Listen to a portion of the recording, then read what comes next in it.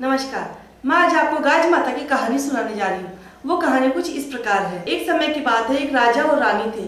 राजा रानी की कोई भी संतान नहीं थी। राजा रानी बड़े धर्मात्मा इंसान थे और रानी गाज माता का व्रत किया करती थी। एक समय की बात है, राजा रानी अपने महल में सो रहे थे।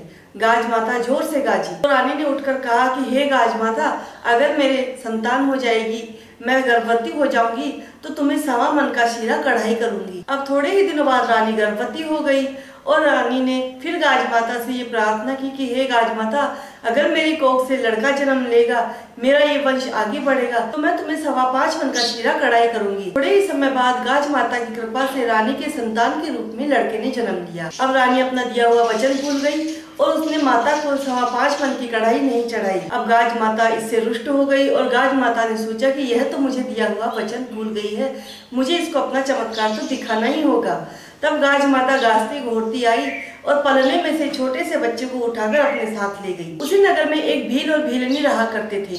उन दोनों की भी कोई संतान नहीं थी और भीलनी भी गाज माता का व्रत किया करती थी। तो गाज माता ने वह बच्चा भीलनी की कुटिया में सुला दिया।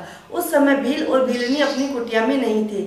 जब वे कुटिया में वापस आए तो उन्होंने एक छोटे से सुंदर से बालक को अपनी कुटिया में सोते हुए देखा। भीलनी ने दुलारते हुए उस बच्चे को अपनी गोद में उठा लिया और अपने पति से कहने लगी कि देखिए कितना सुंदर बालक है, गाज माता ने हम पर प्रसन्न होकर हमें ये बालक दिया है, हम इसे अपने बेटे की तरह पालेंगे। बालक को पाकर वे दोनों बहुत खुश हुए और उसका लालन पालन करने लगे।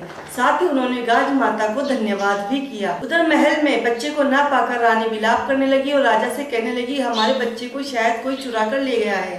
उसी नगर में एक धोबी भी रहा करता था जो राजा और उस भील के कपड़े धोया करता था। जब उसे यह पता चला कि राजमहल में से महारानी का बच्चा गायब हो गया है तो वह भागा भागा राजमहल में पहुंचा और उसने महारानी से कहा कि रानी जी, मैंने आपके बच्चे को शायद देखा है। तो धोबी ने भील के बारे में महारानी को सारी बात बता दी। राजा के आदेश पर भील और भीलनी को बच्चे सहित अपने राजमहल में बुलवाया।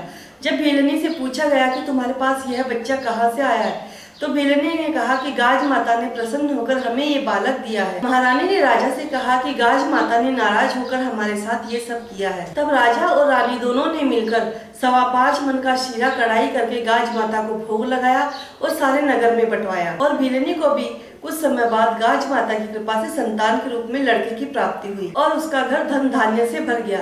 उसके बाद से राजा ने पूरे नगर में कहलवा दिया कि सब कोई गाज माता का व्रत करे और उद्यापन करे। तो हम भी गाज माता से यही प्रार्थना करते हैं, हे गाज माता, जिस प्रकार आपने भीलनी और रानी पर अपनी कृपा बरसाई, उसी तरह हमारे ऊपर भी आपकी कृपा दृष्टि बनाए रखना।